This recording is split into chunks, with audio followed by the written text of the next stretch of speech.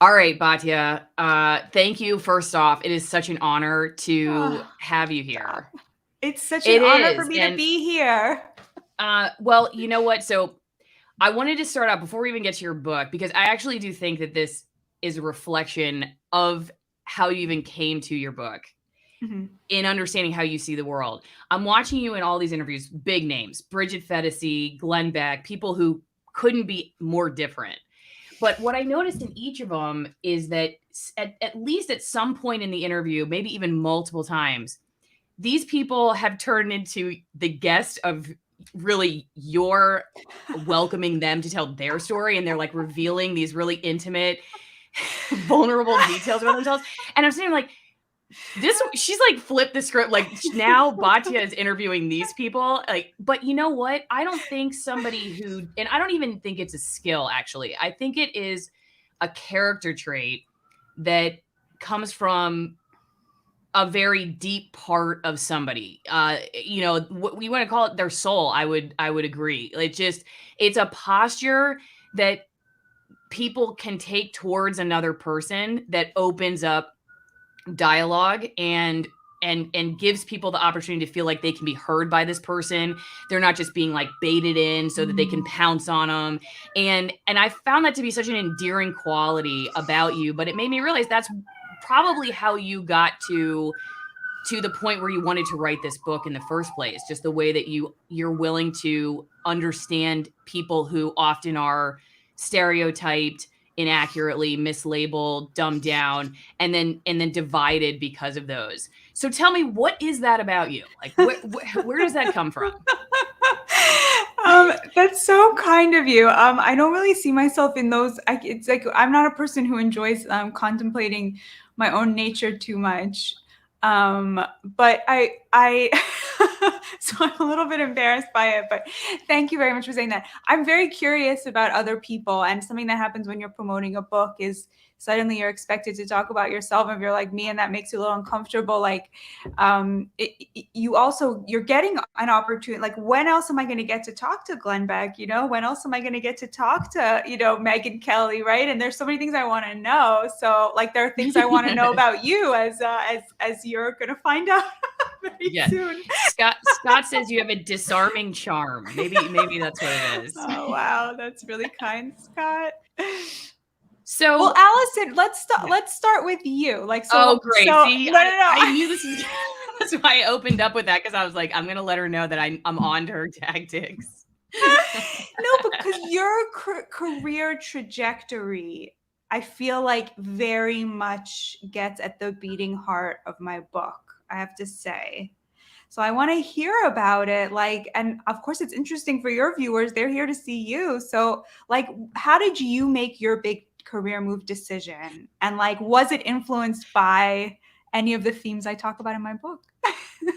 Well, actually, so I'll answer your question with another question. We'll just do this. We'll do this. We'll do this all morning. I honestly think that part of Mhm. my journey, if not a large part of it, has been two things. Number one, an atonement of sorts, because I Ooh. look back on myself and I don't look back on my Mm. profession and say I was better than you, because I was a part of it. I did it. Wow. And so I don't Oh feel my like it's gosh. very honest to go on and say, look at these a-holes, they're A, B, or C, when then I have to contend with the fact that I was that. I did that.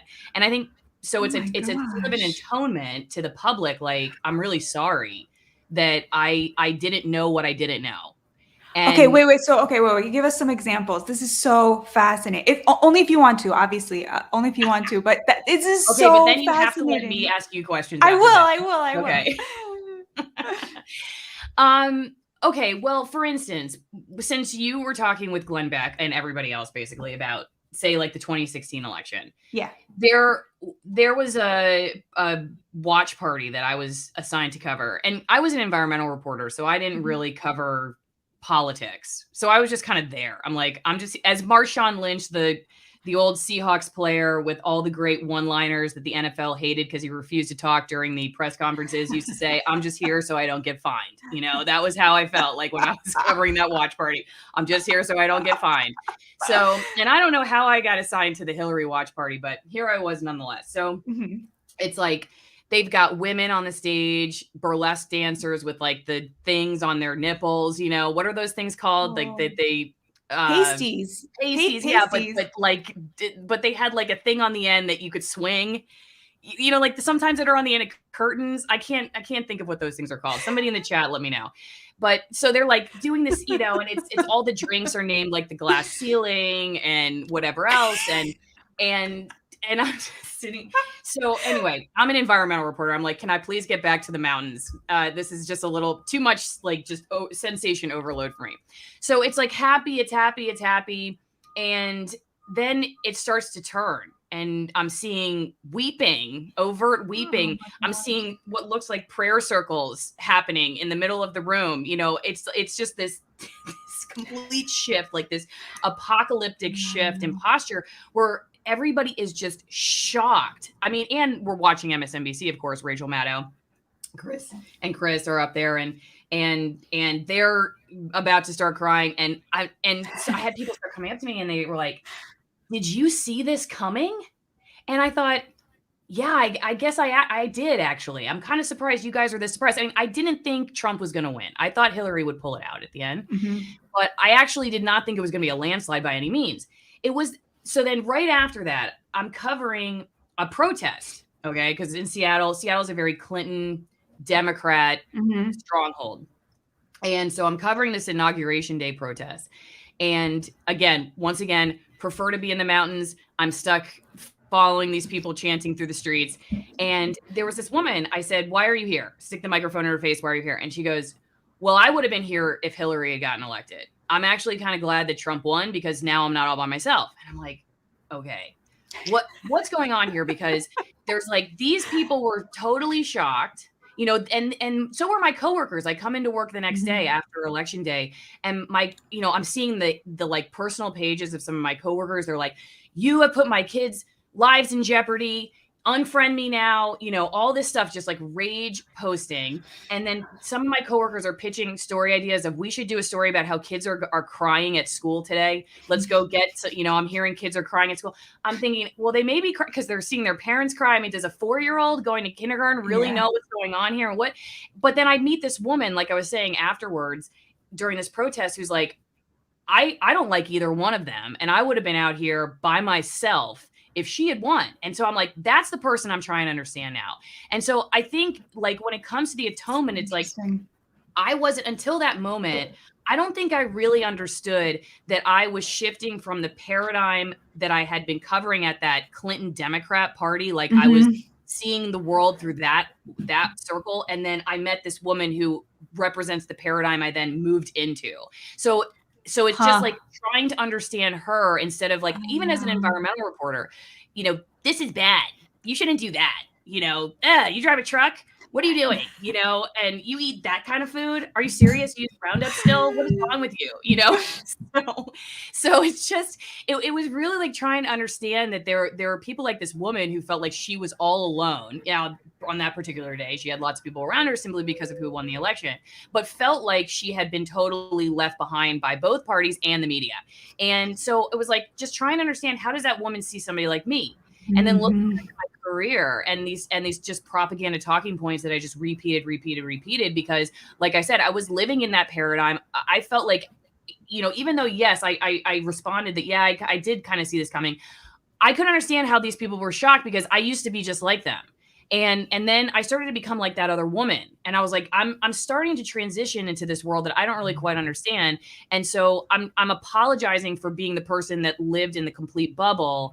And also now trying to understand, how did I become like this woman on the other side? Like, what was it about me? So that's my question for you is, you know, what was it for you? Like, I know that you've talked a lot about stuff that's happened while you were covering like the election in the South, for instance, all that stuff.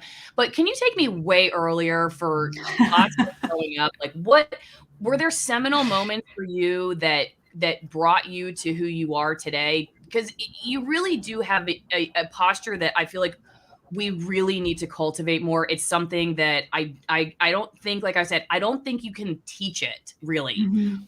It's something that just happens to somebody when they become, I don't know, it really feels like a spiritual openness. But I think you can introduce it to people. I don't think you can Mhm. force it on them. I don't think it's necessarily a class you can take, but I think through relationship we can start to build it. So tell me a little bit about that. I love that you call it spiritual, because I definitely think that that's a big part of it. And that's been a part of your journey as well, right? Yeah. Mhm. Yeah.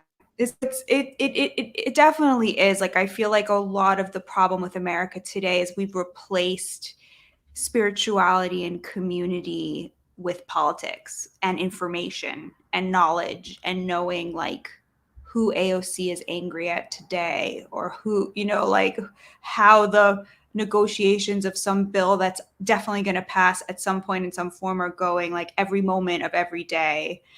And I think that happened because I think America's, like, intelligentsia got rich, is essentially what I think happened. Like, like liberal journalists and college professors, whatever, like, they weren't supposed to be part of the 10%, and as they sort of rose up like that and got kind of separated out from average Americans, and became, they've always been less religious than average Americans, but they used to live in communities with other religious people and communities with working class people, like next door to cops, whatever. It was like, now there's been this great sorting to where we're divided by class lines, and the people charged with telling the great American story, like you say, are very much in that, like, weeping over Hillary Clinton's loss, which is not natural or normal.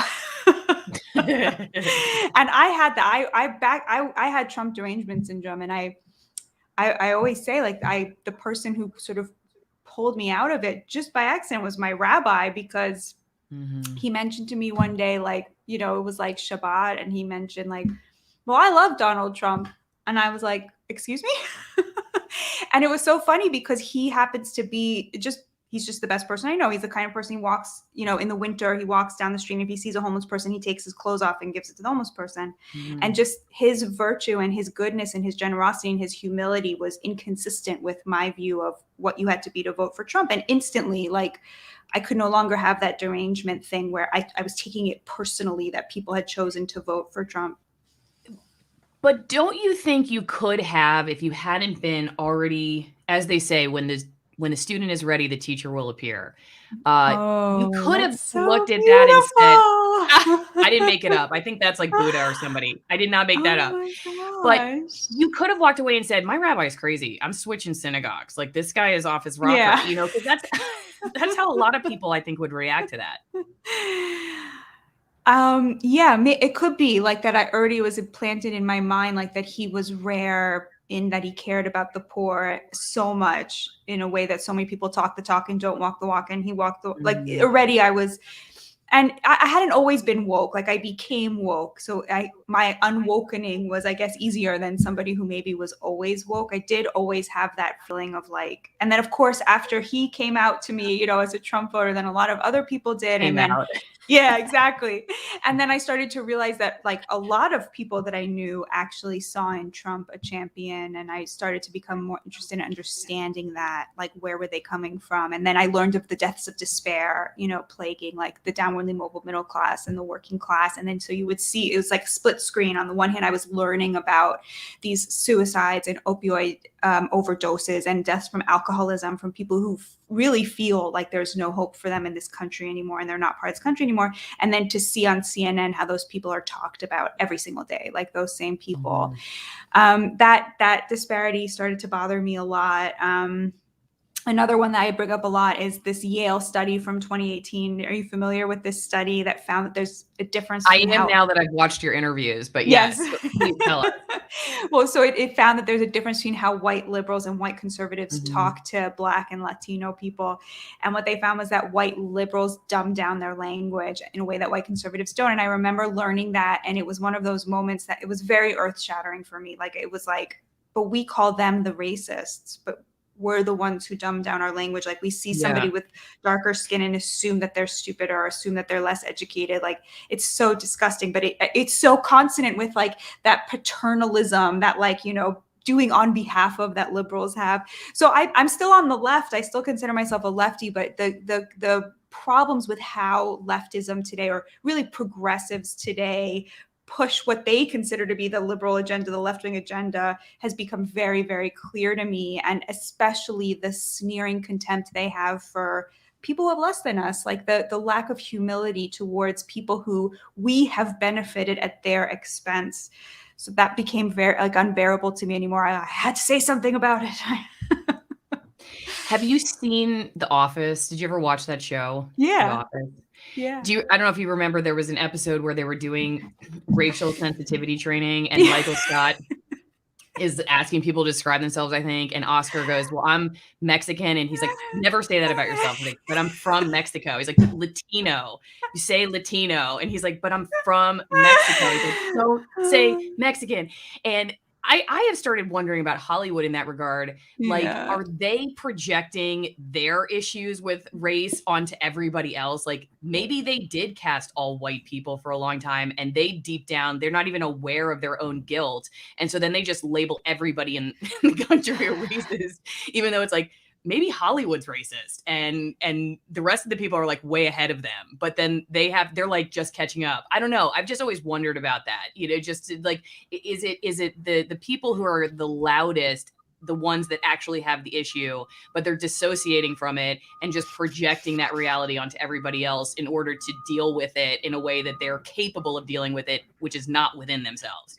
So I think there is definitely a lot of projection. With Hollywood, it's even worse because now the primary market that they're catering to is the Asian market, and the Asian market is deeply anti-Black in its racism. So while Americans only want to see interracial couples, like if you could see this now in commercials, right? Commercials on network television, commercials for Fox News, commercials for basically for Americans, it's all interracial couples. That's all we want to see. Like Americans just want to be the place that we've always dreamed of becoming. But every movie now is catering to an Asian market that's deeply anti-Black. And so you'll see things like the posters for Star Wars movies where Black actors have been taken out of the posters because they're catering to that Really? Asian market. Yeah, it's disgusting. It's horrific. I mean, it's just like horrific.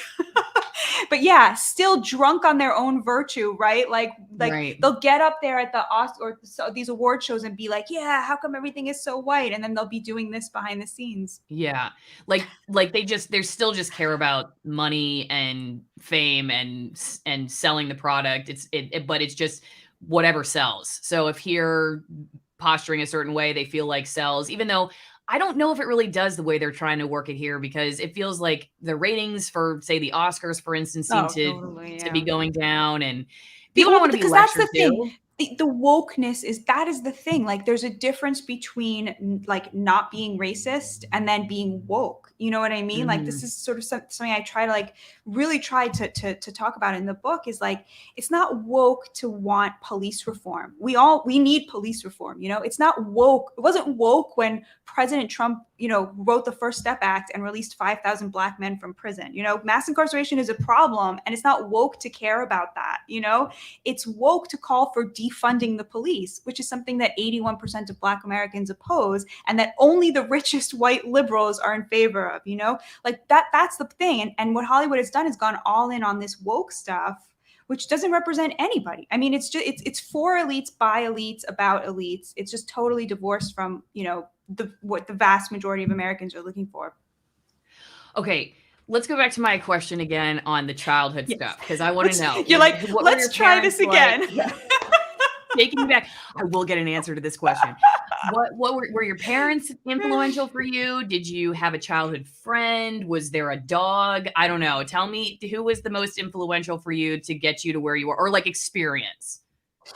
Oh God, what a great question. My parents were very influential, yes, but I maybe it's that I'm one of 6 children, and so Where are you in birth order? I'm the oldest girl, so I have an older brother, and then everybody else Okay. is sort of younger. So there's a lot of time spent raising younger siblings, which I think does make you very sensitive to other people's emotional states. And I was raised very religious. I was raised Orthodox, and I'm observant.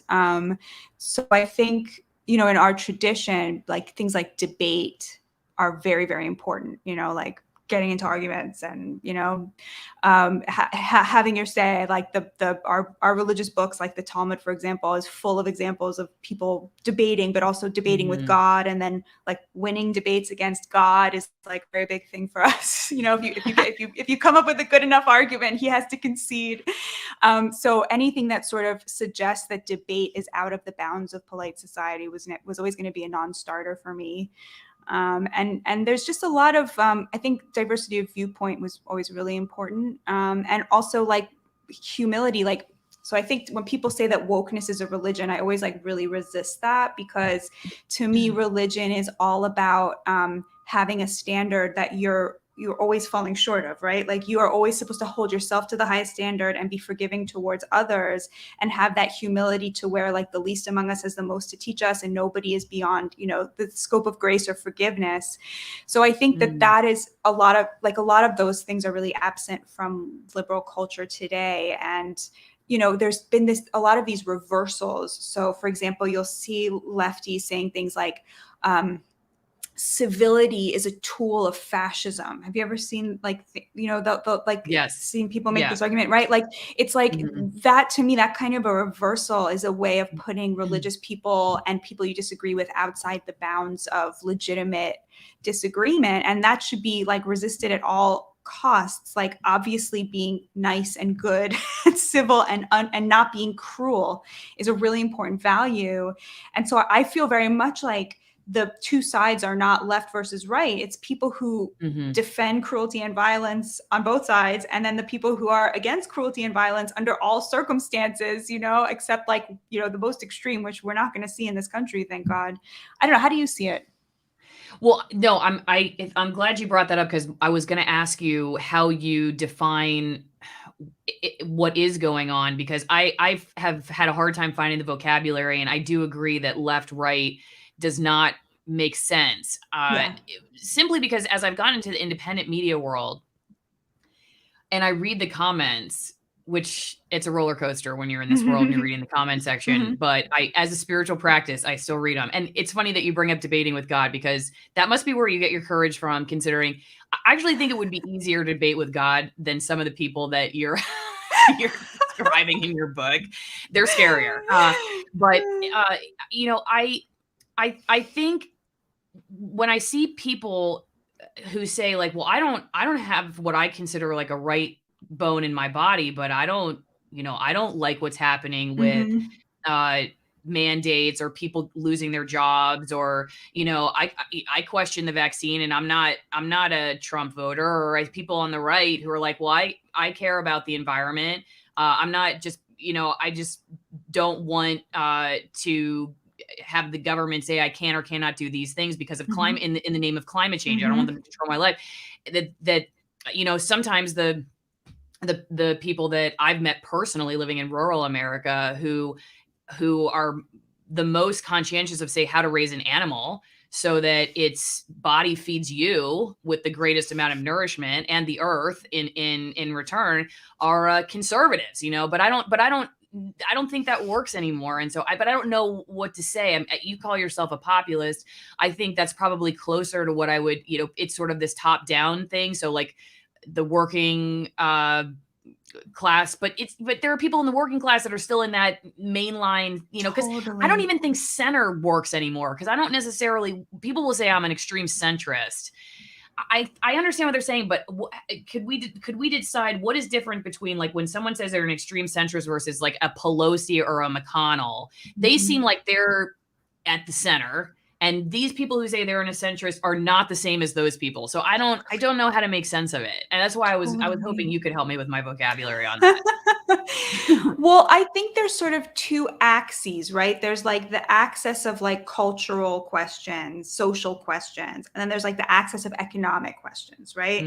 So there's sort of like, like, do you believe in a free market, or do you believe in a welfare state? And I argue in the book that those are the left and right positions, but neither of those reflects where most Americans are at. Like, most Americans don't want to be seeing, like, they don't want to live on welfare, you know, but they know that trickle down economics is a load of crap. So, excuse my language, right? They want something in between. They want dignified jobs. They want, you know, good jobs. They want the dignity of good work that makes them feel like a central part of building up this nation. And neither party is offering that. So it's very confusing, because it's like the liberals are like, we're going to give everybody universal basic income. We're going to give everybody, you know, free this, free that. And that's, you know, most Americans are not into that stuff, you know, except for healthcare. Apart from healthcare, they want jobs that mean they won't need food stamps.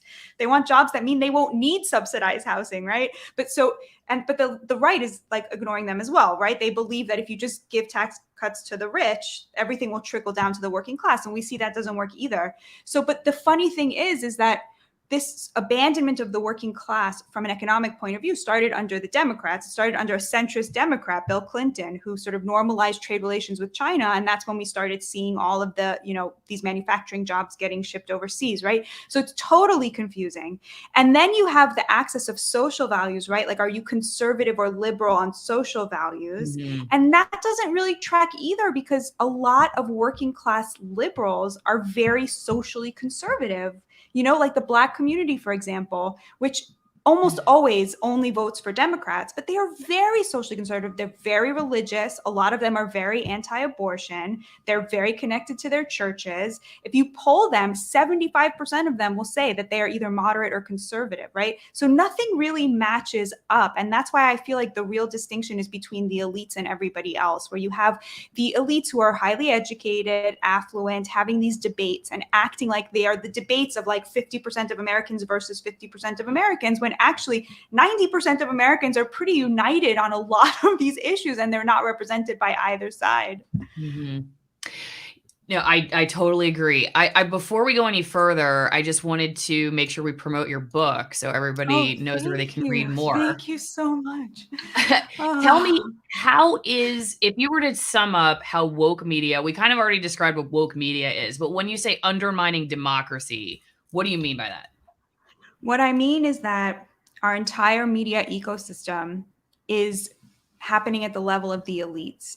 You have the top 10% of liberals arguing with the top 5% of conservatives, and 90% of Americans don't have a political system that's catering to their interests or a media system that's talking to them or about them. And essentially what's happened is there's been a radical deplatforming of working class voices and agenda from the liberal media, to where the top 10% of liberals are now all producing all of the media for each other, talking to themselves. And I argue that it's undermining democracy, because there's no longer a countervailing force pushing back against the power of the elites.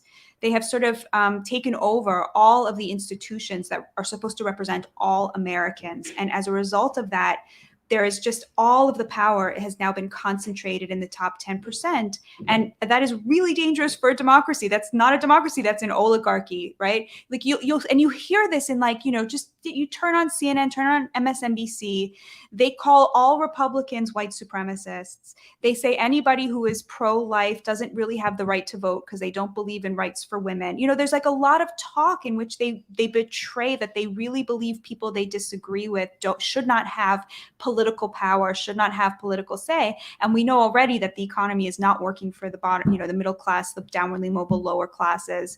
So that's why I argue that it's actually undermining democracy, because so much power has been concentrated in such a tiny elite that we really are no longer a country that's run by people who believe that everybody has a say.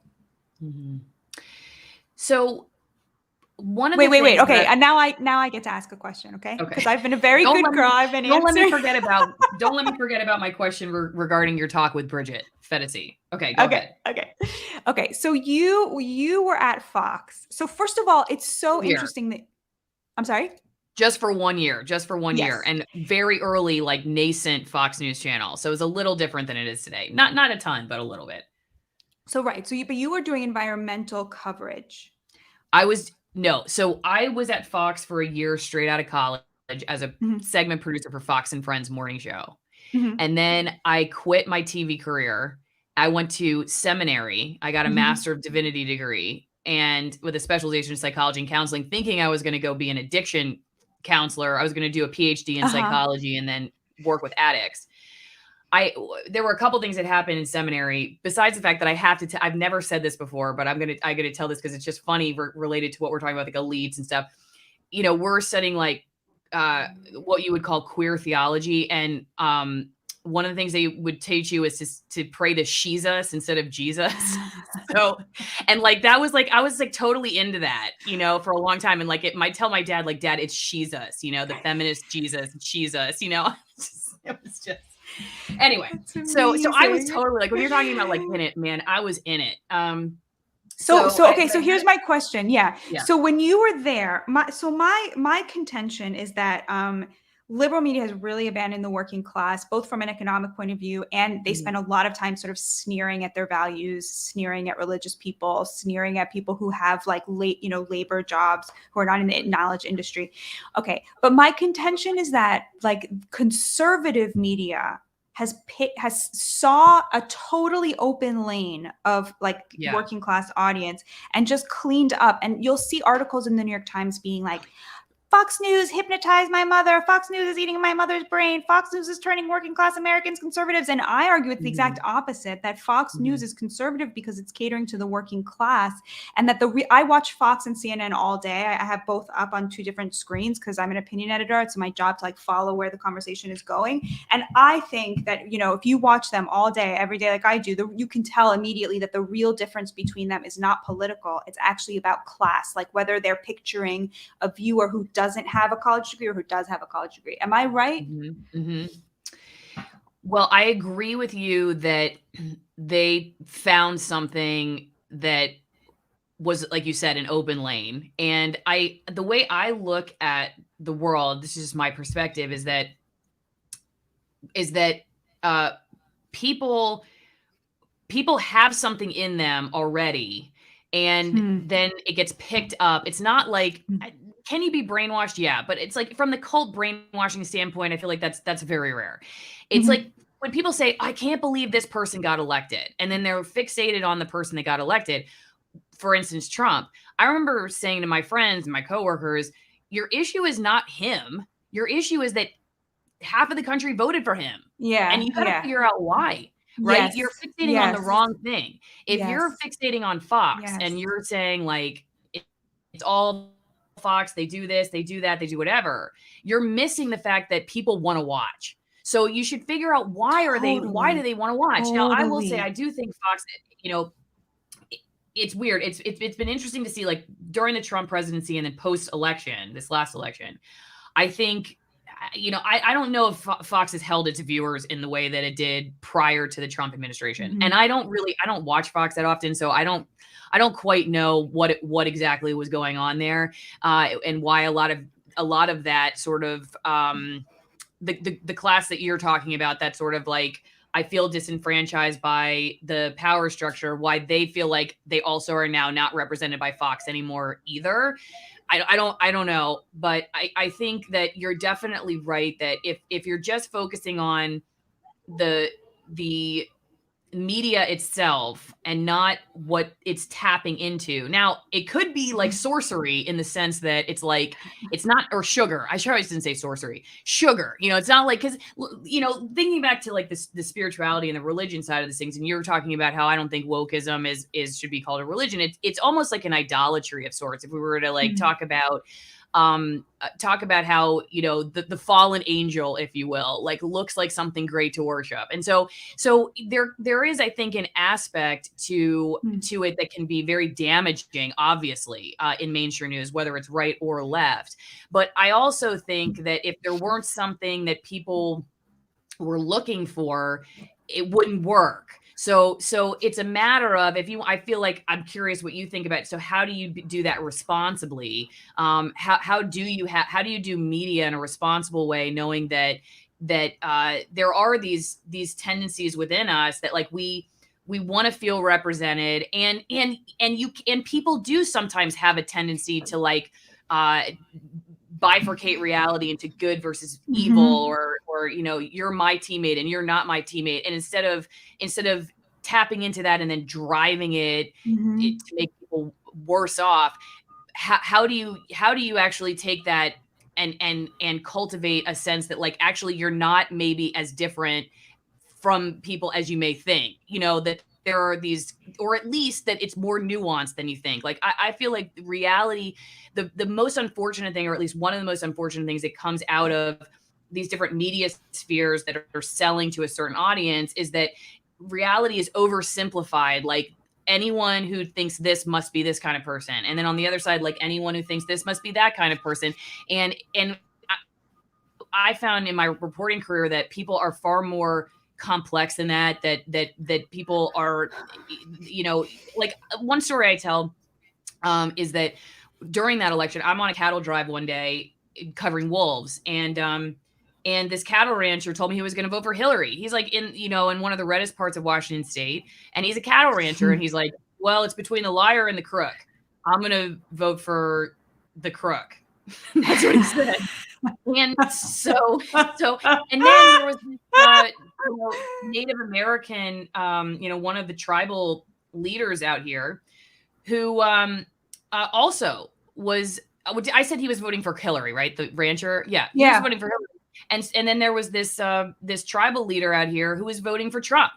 And, and we're like, okay, so how do you make sense of that? Now, if you want to stare reality in the face, you have to, I don't even have to, but it would behoove somebody to be curious, not just to write these people off as stupid or whatever else. And so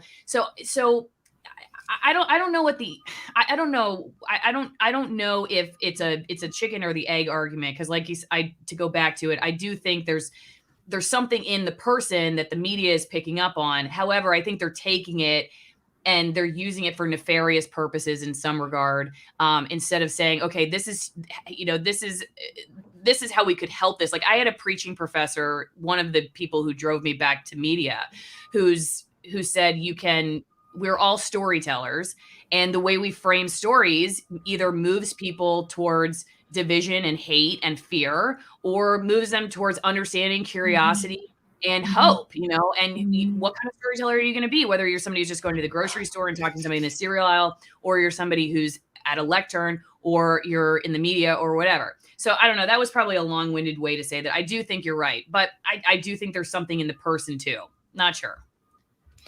It's such an interesting point. I mean, the thing that my initial reaction is something that probably I shouldn't say, because it's not, I totally agree with your professor. Like you can either be a uniter or a divider. Like those are the two options, and see, again, I'm like, but the dividers are bad. It's like, right. It's like you immediately go into like, there's two kinds of people and one of them is bad, but I agree with you. Like but I think, the narrative on the left is that the working class is deeply racist, and that is not true. But the narrative on the right is that the elites hate them and look down on them, and that is true. So like I feel like at some level it's like so does it give the working class anything materially? Does it give them dignity to admit that? No, it doesn't. Like, right? Like Fox News, like, it's not giving them a more dignified life, but it's not sneering at their values. It's giving them a way to consume the news that doesn't insult them. And whose fault is it that they have latched onto that? Like, whose fault is it that they are going to these more conspiratorial places because they cannot turn on Fox News without being insulted? Having lost, being insulted by millionaires, Allison. Like that is the thing. My book opens with this scene on CNN where these millionaires, their anchors, are sneering at the downwardly mobile working class. Like, so to me, it's like, I just couldn't take that anymore. And so I think it's like, yeah, whose fault is it? It's the people in power's fault when you are no longer, I totally agree with you. What is driving them to it and whose responsibility is it? And it's like, even if they, like I was reporting a story from the South and somebody who, I'm very close with said something very anti-Semitic. And it's like, I could have just written him off and walked away, you know, or I could have been like, okay, well, this person has no education. Like, let me understand why he thinks this. Let me talk him through it, figure it out. Maybe he doesn't understand. Maybe he this, maybe that, you know what I mean? It's like, you always have a choice about how you respond to something like that. And it turned out I had totally misunderstood him. I mean, he's wrong about a lot of things because he doesn't have that elite education or whatever, you know?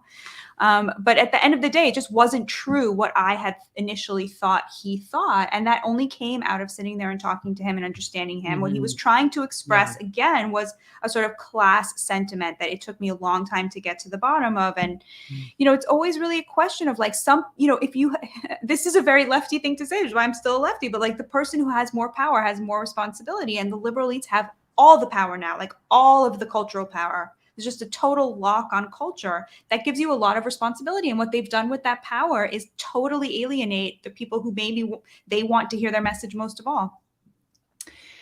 Yes. And I totally see what you're saying. And I agree. It's not a one-to-one ratio at all. I think anyone who thinks that it's just like, who would just be like, well, both sides are bad, like doesn't understand that power structure and just how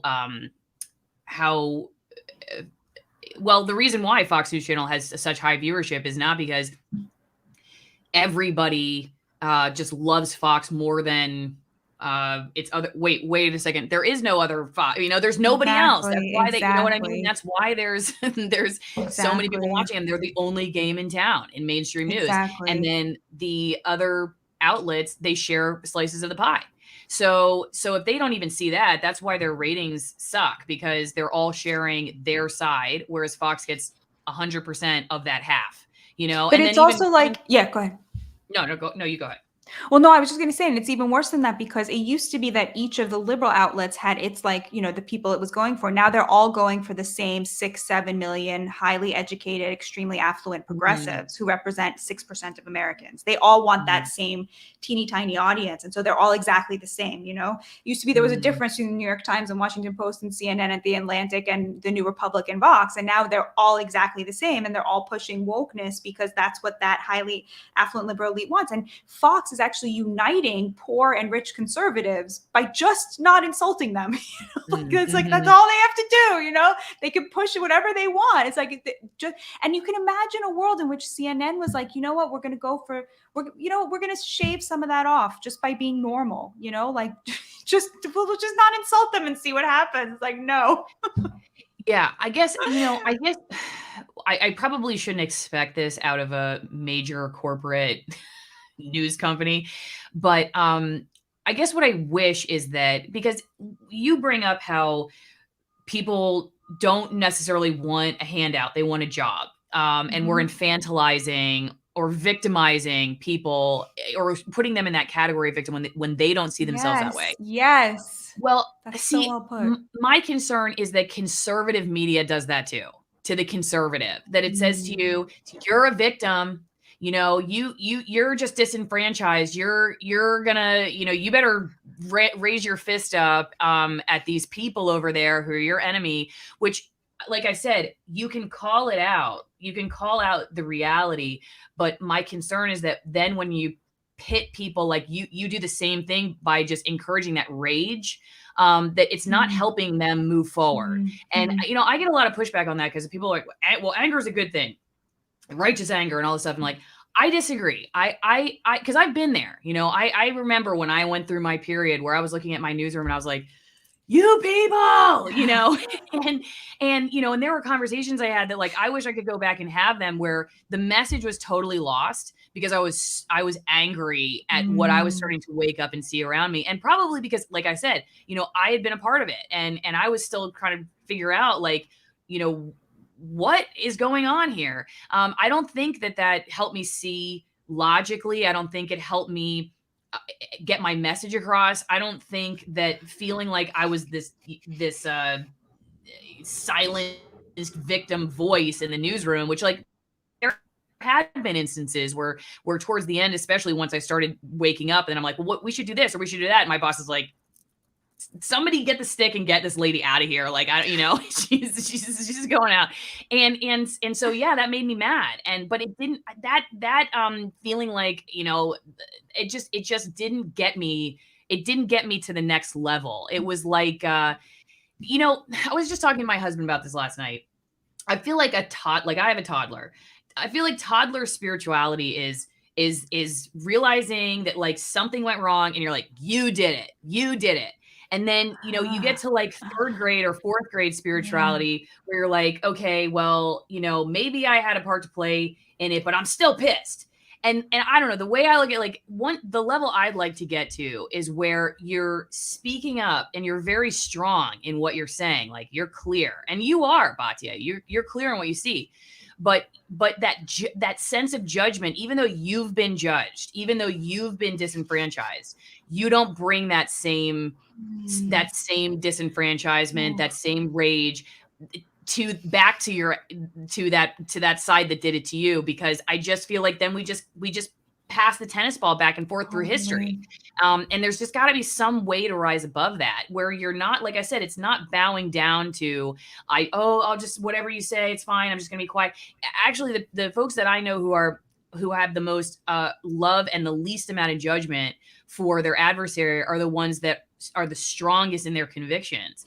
And they don't waver and they're not confused and all this stuff, because I just feel like they think more clearly. I don't know what you think about that. I just love worry it. that conservative media is picking up on that and stoking that rage, which, like I said, I don't think it serves the greater purpose.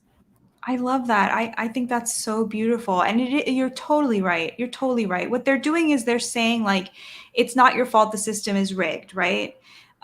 In a way, I feel like they're echoing the kind of what the liberals are sort of very caught up in right now, which is the meritocracy, right? So liberals believe that every person who is brilliant and talented should be able to rise up and, make it, right? That's kind of the idea that's taken hold, that replaced a much more labor-oriented point of view that said, no, we respect people who work. We respect the hard work. We respect the labor. We respect unions. We respect the power that comes from numbers, right? Not from being special. Right? Today, liberal culture is very much built around knowledge economy jobs, around talent and brilliance. And what they believe is like, we have to make sure that every, budding Einstein from every poor background is able to go to Harvard and make it up the ladder, right? Which sort of begs the question, well, what about everybody else? But the problem with that point of view is not just what about everybody else? It sort of suggests very strongly that if you don't make it, it's because you're not talented. It's because you're not good enough, right? And that is a very hard message to hear. And then you couple that with the whole stress on white privilege, right? And people who are sort of, white working class are basically told, not only are you a failure because you're not smart and you're not talented, but you're a failure having been given this extra added bonus of being white, right? This privilege, right? That's a very hard message to internalize. And I feel like, what the sort of more opinionated conservative media will do is be like, they rigged it against you, right? You're a failure because they rigged it against you. It takes that burden of I'm a failure and it's my fault out of the person and puts it on the system, which is I think you're totally right. It's dangerous and it's not spiritually compelling, and it's not going to help the working class at the end of the day.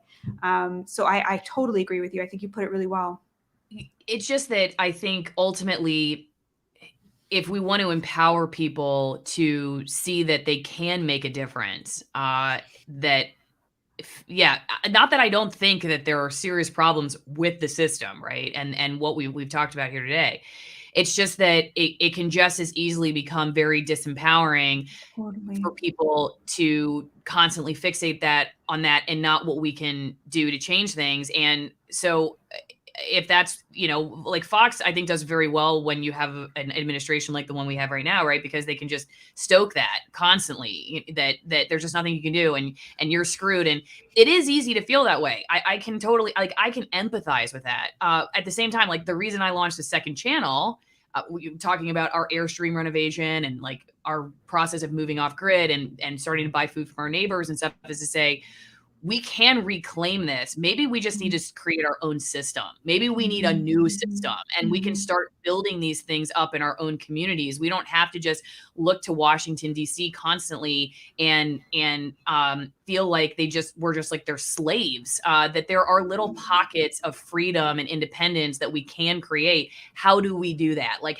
because I think in my career and in my life, I realized I don't think I'm going to change mainstream news. I didn't think I was going to do it from the inside, in the same way that I could scream about Tyson Foods and ConAgra all day long and look down on people that eat McDonald's, or I could go figure out who is raising cattle in my area and get to know them and buy them and just do what I can, and build the relationships and then, oh, somebody's interested in that, I can tell you where to buy it, or I learn about it and I can, I can help move that economy. Because I really believe too that as we've had these, you talked about the transfer of wealth during COVID and how Amazon's gotten so big, and that just really, it's really unfortunate, because it puts us again in a better posture to not have relationships, not know people. Like the very basis of how we used to have relationships was by economy. We would go to the bakery, or we would raise a cow. We would need this person to help us with that, and now we just go on Amazon. And the only way we know people is like social media, and they're all in these sound bites and these little quotes. And so it's like, well, how can you even start a new economy, a decentralized economy where you're not even dealing with that system anymore? Not that you can just totally get away from it. Obviously, I just got fired for my COVID videos for my day job because I was talking, with scientists and doctors in COVID. So I needed healthcare. My family needed healthcare. That's a serious problem. We got to figure that out. On the other hand, there are things that we can do. So I do struggle with that too. I'm not perfect by any means when it comes to talking about these issues. So I really do think the oligarchy is a serious problem. At the end of the day, though, when I realized personally and professionally, I don't know if I'm just going to sit here and just yell at these people and change them.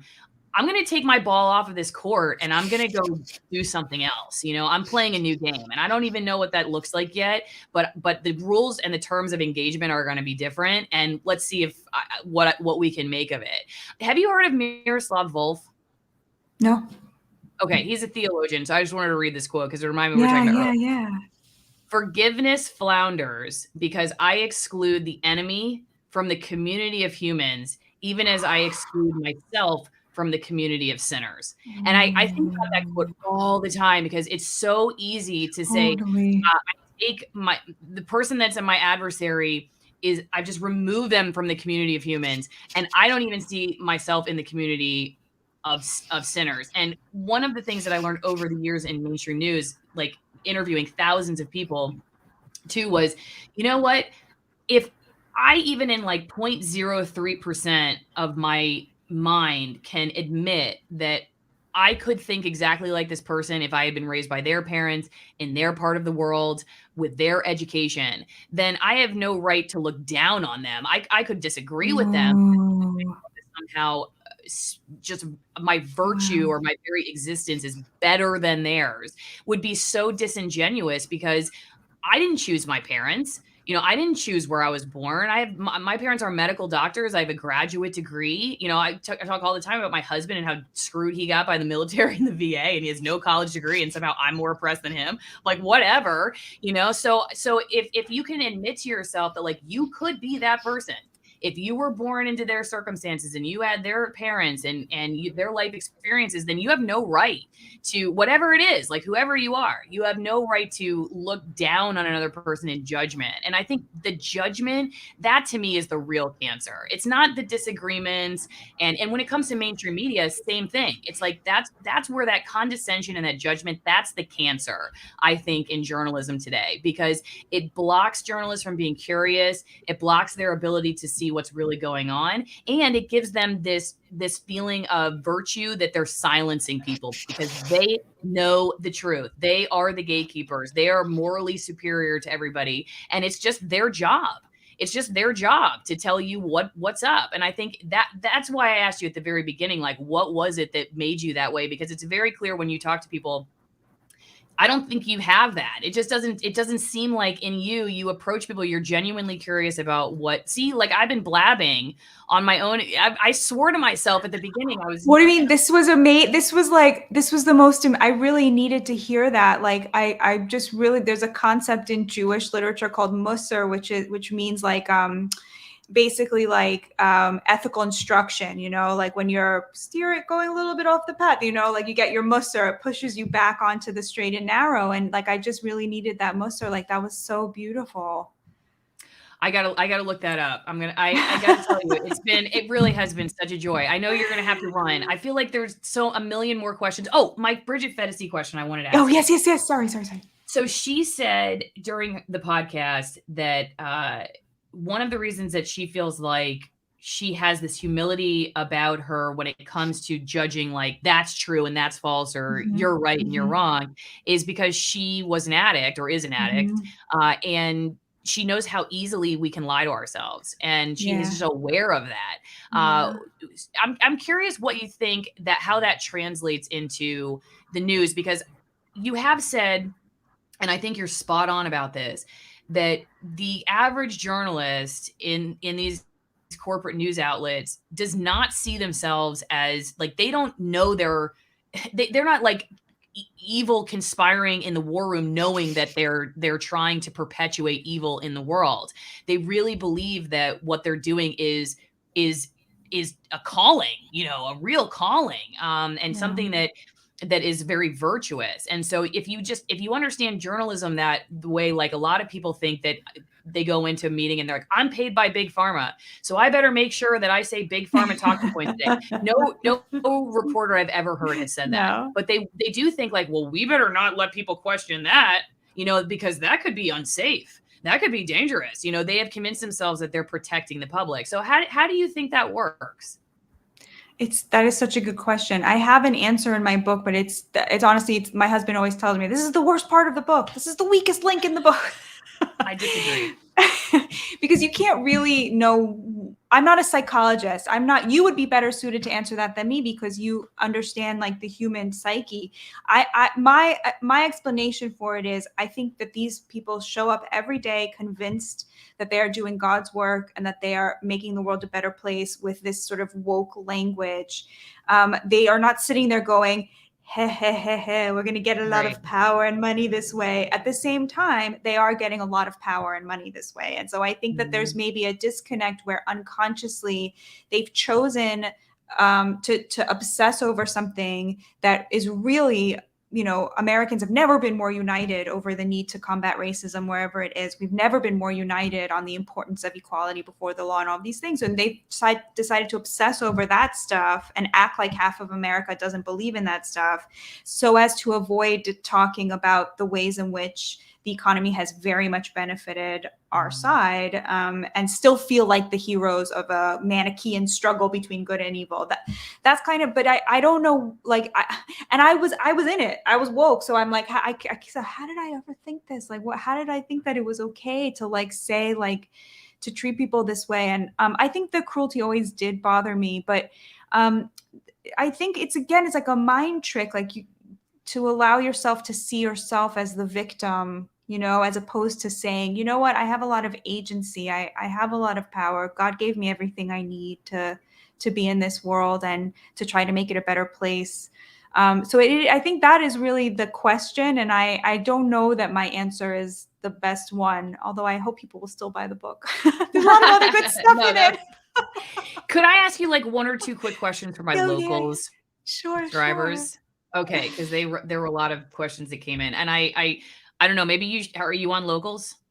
Do you know about Locals? No, what's Locals? Oh, it's it's like a platform kind of like Facebook and YouTube, and the cool thing is that it's, again, back to this sort of reversing or decentralizing the top-down model. What I really like about it is that a lot of the other platforms, it's like I present, and you listen. But but here I can post stuff like a Facebook ahead of time and ask people for their questions for you, which I really like. So I do that a lot. That's so I say, cool. hey, yeah, this. I thought you meant my locals, like people in Seattle, and I was gonna be like, oh yeah.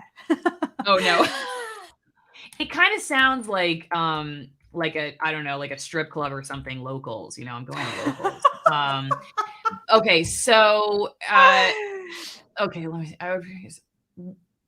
What well, I think you already did that one. Does American journalism realize it has a problem, or is it in its own echo chamber? Do you think that I don't think my last station did this whole series on like confronting race, and they would get 3 thumbs up on YouTube and 1,700 thumbs down, and all these comments from people. I think my experience was that when they were confronted with the situation like that, same thing with like when someone yelled fake news, they just thought, God, these people are worse than we thought. That would be their takeaway. Not all of them, but I feel like that's the takeaway when they hear something they don't like about the critique. It's just like these people there are more idiots out there than we thought. Look at all these racists that are downvoting this video. That would be the takeaway. Just curious, do you think there's more self-awareness coming or what? I think there is. I think the New York Times and CNN are well aware that things are, in a bad shape and are trying to sort of right the ships. I don't know if they'll be successful, but my sense is that they know they've gone off the rails, and like even the reception of the book has been surprising. I thought people would just totally ignore me or call me racist. And instead there's just actually been some really nice, they'll find things to nitpick about, but the idea that there's a huge class problem in the media, I think is clear to a lot of people. Yeah. And even like the MSNBCs and the MSNBC, NBCs. no, I don't think, but like the New York Times and CNN, I really feel that there's evidence that the people in charge understand that there's a problem. Those are the two that I've seen sort of a sense of like, ooh, we've sort of lost the plot. Yeah, that's good. Yeah, okay, yeah. What is the best solution for the problem of media bias? I am convinced that media funded by either advertising or government is fatally flawed. Yeah, the best answer is we don't just boycott it. Like, you don't need to know everything. We know too much stuff. We've replaced spirituality and community with information that we don't need. And just be nice, be a good person, be like my rabbi, be somebody who's so humble and virtuous and generous that when you meet somebody who disagrees with you, they have to then throw out the idea that everyone who holds your point of view is evil because you are a good person, and they now know somebody who disagrees with them who's good. Like, that's the solution. And I spend a lot of time on this in the end of the book. Like, we're not going to, just like you said, Allison, we're not going to change like the mainstream media, but you can stop allowing them to use your heart to make millions of dollars by making you hate a fellow American. Yeah, totally. But it's just, it's even more important to then just say, I'm going to be intentional about actually having relationships and knowing people at all, right? Because if I have lost my actual in-person relationships, which I think was another really unfortunate result of the COVID lockdowns, is that we lose that even more. So then we keep buying into, we're able to be baited even more and more by that manipulation, because we forgot that like Susie cares for the poor, right? We forgot about that because all we know is that she's questioning vaccine mandates and she must be crazy, so it's unfortunate that has fueled that even more. Do you feel your job is threatened for being vocal about media bias? I'm very lucky to work at Newsweek because Newsweek was recently, or I don't remember exactly when, was bought by somebody who is very anti-cancel culture. Like, that's the mission statement of Newsweek right now, is to be anti-cancel culture. So I feel like I have job protection. So the answer would be no, but I'm very lucky. And I feel like other people might feel like their jobs would be threatened to talk this way. Where does it seem the greatest drive is coming for woke perspective? Is it from fully onboard young journalists or from management? We haven't really even talked about, like, do you think colleges are playing into this when you go to journalism school, or is it just something that you take on when you get into a newsroom because you're just around people who think that way? So it comes directly from the university. And the problem is as journalism became a higher class profession, the New York Times does now only take interns from the top 1% of universities. Same with Washington Post, same with NPR. So all of the incoming younger generation are coming from the university with these very woke ideas, and they show up in a newsroom where they have better digital skills. And so they, as one New York Times editor once put it to me. He said, imagine if like, you know, you're a Gen X or a boomer, you know, like you're a longtime editor at the New York Times, and incoming is this whole crop of new journalists who not only have better digital skills than you, so they're threatening your job at the, you know, at the just purely technological level, but they'll call you a racist if you say something they don't like. And you'll understand the fear that's like, you know, that management is feeling and why they're but it's a lot of other things as well. Like the New York Times very consciously told its reporters to become social media stars. So they went out and became social media stars, and now they bully their management from Twitter, you know, with like, because they have, you know, 500,000 followers, they can bully management very publicly into making personnel decisions based on what they want. So it's like a whole bunch of things. It's like, it's digital media, it's the business model, it's the way that, you know, stories spread and so forth. But it's, you know, it's really coming from, I think, just the fact that this is what the audience the New York Times wants, is asking for, and is rewarding. So it's very much it's about the journalists themselves. It's also about the industry. Okay, last question. What do you think your next book will be about? The South. Oh, okay. I've heard you talk about this book that you want to write. Can you give us a little bit of an insight into what it will look like? Yeah, I wanted, this is like the book that I wrote, which I hope if you know, I hope you'll buy it. I hope you buy it, you'll enjoy it. But it was not actually the book that I initially wanted to write. I wanted to write a book about how Americans are much more united than we are divided. I was doing a lot of reporting from the South during the Trump administration. I was finding all sorts of things that shocked me as a, you know, liberal New York journalist. And I really wanted to write a book about it, and I couldn't sell it. I had editor after editor say to me, there's no market for a book about American unity. And finally, a very nice editor sat me down and she said to me, look, why do we think we're so polarized if we're not? Why don't you write that book? And so that's bad news, but I do hope to go back and write my book, A More Perfect Union. Okay, well, we'll be looking forward to it. All right, Batya, thank you so much for doing this. Thank you so much. This was so spiritually nourishing. Thank you. I feel like I just talked way too much, and I knew I was going to do that going into it, and I was like, I'm not going to let her. Thank you so much, really. You gave me so much, really. All right.